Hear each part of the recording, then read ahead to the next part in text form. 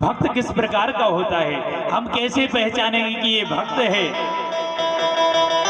क्योंकि ऐसे तो हम सभी आप एक जैसे दिखते हैं, परंतु भक्त की पहचान कैसे होगी? तो बाबा क्या लिखते हैं? मम गुण गावत पुलक शरीरा, मम गुण गावे पुलक शरीरा, मम गुण गावत पुलक शरीरा, मम गुण गावत पुलक शरीरा, मम गुण गावत पुलक शरीरा, मम गुण गावत पुलक शरीरा। ओ गद गद केरा नयन बहे नीरा, गद गद केरा नयन नीरा, ओ गद गद केरा नयन बहे नीरा, गद गद केरा नयन बहे नीरा। जो मेरे गुणों का गान करता है, प्रभु कहते हैं कि जो मेरे गुणों का गान करता है, मेरी कथाओं का गान करता है, मेरे सत्संग की ही चर्चा करता है, संसार की चर्चा नहीं करता है, और जब मेरे गुणों को गाता है तो उसके नेत्रों से आंसू झलकने लगते हैं, ये भक्त की पहचान होती है।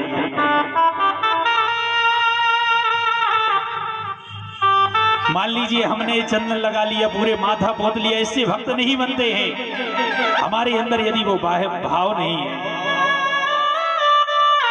और कोई भी व्यक्ति है, भक्त की कोई जात पात नहीं होती है, कोई भी व्यक्ति भगवान से जुड़ सकता है, क्योंकि हम सब भगवान के अंश होते हैं, और भगवान जब अंश निकाल लेते हैं तो वह मृत्यु हो जाती है उसकी। रोते रहते हैं कि ये कहाँ गए कहाँ गए। भगवान जो अपना अंश डाले हैं उसी से हम चल फिर रहे हैं, और यदि हम भगवान का अंश पाकर उनके भजन में मन नहीं लगाएंगे, उनकी कथाओं का श्रवण नहीं करेंगे, उनका सत्संग नहीं गाएंगे, तो इस जीवन का कोई मतलब नहीं है। दुर्लभो मानसो देहो देहि नाम क्षण भंगरा, तथापि दुर्लभम मन्ये वैकुंठ प्रिय दर्शनम। ये मानव शरीर जो होता है भैया, बड़ी ही दुर्लभता से मिलता है। ये मानव शरीर तो देवताओं के लिए भी दुर्लभ बतलाया गया है, और यदि हम यह मनुष्य शरीर पाकर भी भगवान का भजन नहीं कर रहे हैं, चिंतन नहीं कर रहे हैं, तो हमसे बड़ा भागी कौन होगा? काम क्रोध मद दंभ न जाके, और भक्त की क्या पहचान है? जिसके अंदर काम ना हो, क्रोध ना हो, मद ना हो, दंभ ना हो, काम क्रोध मद दंभ न जाके, तात निरंतर बस में ताके। प्रभु कहते हैं कि हम उनके सदैव बस में रहते हैं, जिनके अंदर से दूसरे की ईर्ष्या करना, दूसरे की चुगली करना, दूसरे की निंदा करना, ये चीजें जब हमारे अंदर नहीं रहेंगी तो हमारे भगवान जल्द ही प्रसन्न हो जाएंगे। और प्रमाण इसका, सुमरे पवन सुध पावन नामो, अपने बस कर राखे रामो। हमारे हनुमान जी महाराज ने क्या किया? केवल राम का नाम ही तो लिया है, और कुछ अलग से युक्ति नहीं लगाई है, अलग से कुछ ऐसा कार्य नहीं किया है जो हम और आप ना कर सके। भगवान का नाम ही लिया है, और भगवान का इतना नाम लिया, उन पर इतना विश्वास किया कि राम जी उनके वशीभूत हो गए। हमारे लिए भी यदि भगवान को प्रसन्न करना है तो उनका नाम लेना पड़ेगा, अपने हृदय में रघुनाथ जी को बिठाना पड़ेगा, कन्हैया को बिठाना पड़ेगा, शंकर जी के लिए बिठाना पड़ेगा। और जिस दिन हमारे मन में वो चिपक जाएंगे तो वो कन्हैया फिर छूटेंगे नहीं।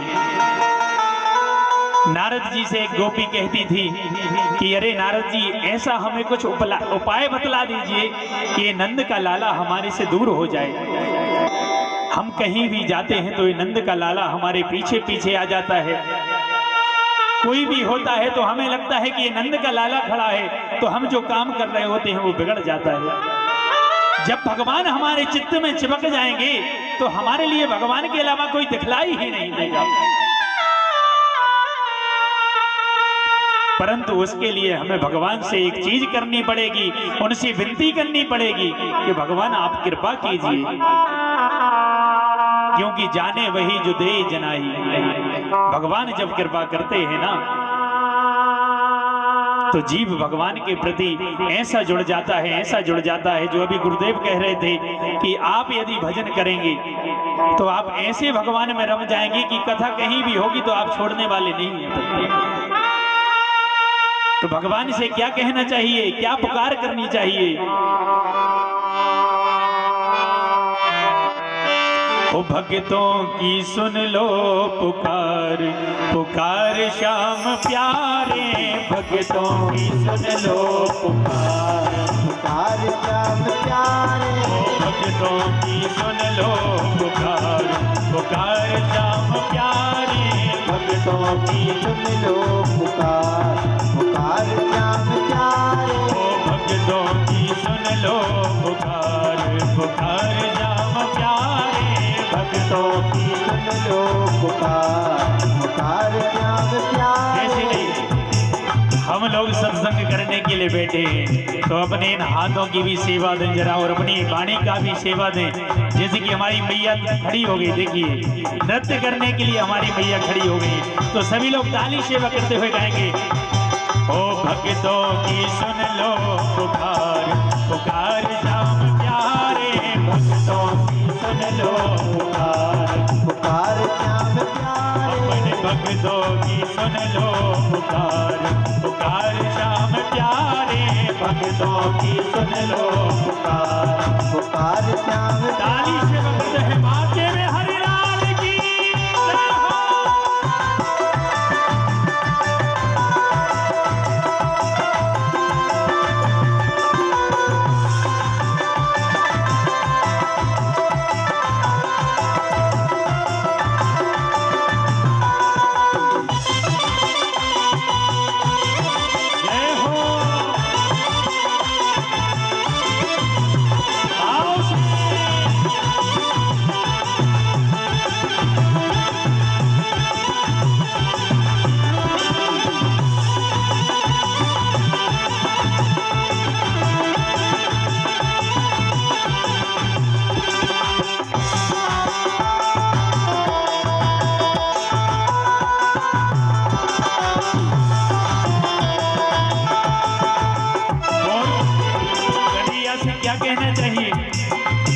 तेरे दर्श बिन नींद न आवे, तेरे दर्श बिन नींद न आवे।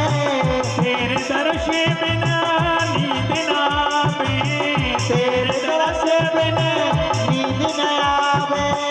ए नैना तेरे दर को लुभावे, ए नैना तेरे मन को लुभावे। ए नैना तेरे दर को लुभावे। ये नैना तेरे दर को लुभावे। इसलिए हे प्राण प्यारे हे कन्हैया, अरे कर दो कृपा एक बार। यदि आपने एक बार कृपा कर दी तो फिर हम आपको छोड़ेंगे ही नहीं। जब हम कृष्ण लिखते हैं तो कृष्ण में वो जो रेल लगती है ना, जब कन्हैया हमें उसमें फंसा लें तो फिर निकलने वाले हम नहीं हैं। कितना भी आप प्रयास करिएगा फिर संसार में रहेंगे, परंतु संसार से अलग रहेंगे। तो कर दो कृपा एक बार, ओ कर दो कृपा एक बार। पुकार श्याम प्यारे, भक्तों की सुन लो पुकार, पुकार श्याम प्यारे। अपने भक्तों की सुन लो पुकार, पुकार श्याम प्यारे। भक्तों की सुन लो पुकार, पुकार श्याम प्यारे। ताली से वक्त है राधा वल्लभ लाल की।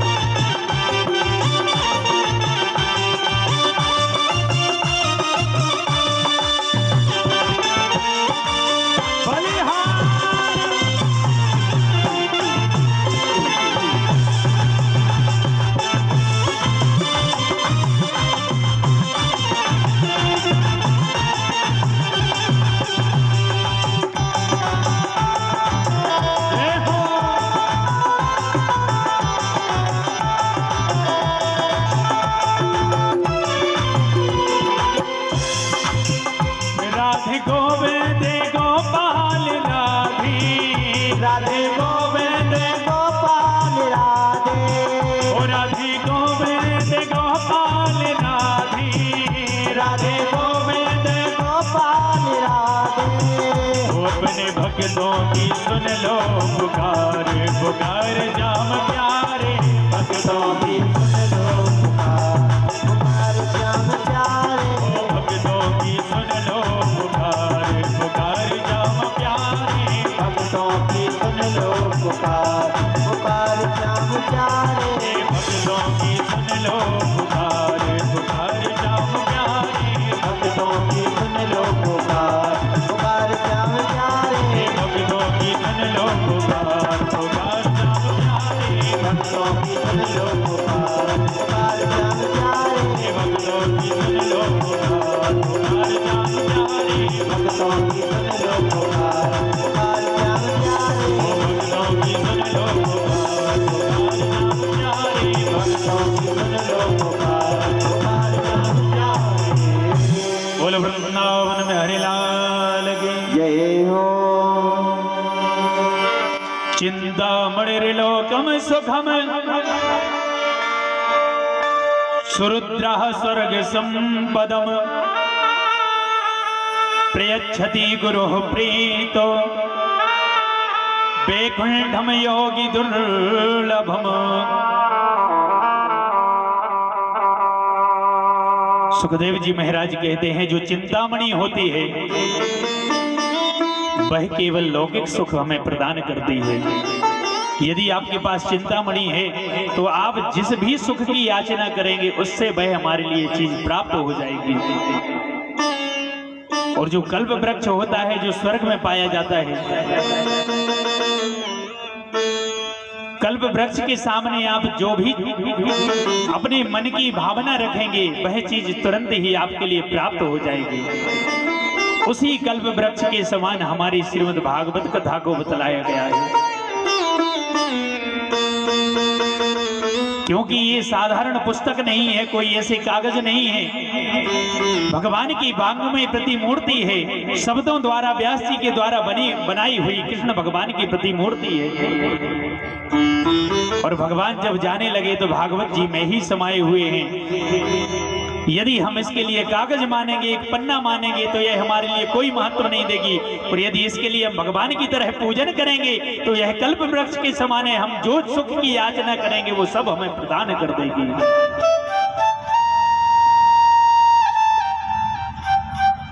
और यह चीज हमारे लिए कब प्राप्त होती है?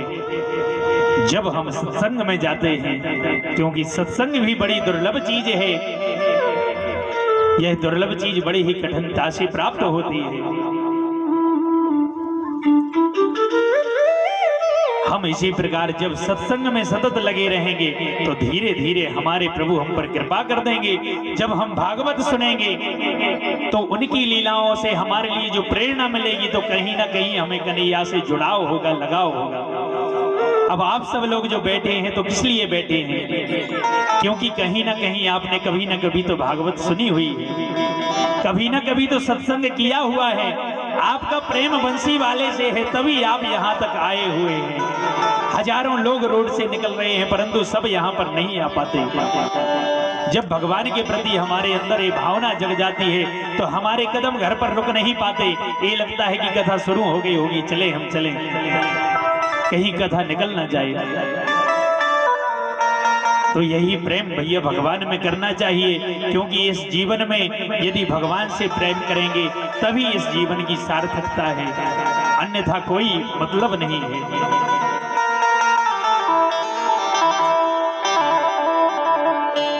और हमारे लिए एक नियम जरूर बनाना चाहिए। कोई भी नियम आप ले लीजिए, यदि जीवन में कोई एक नियम है तो भी आपके लिए भगवत प्राप्ति हो सकती है।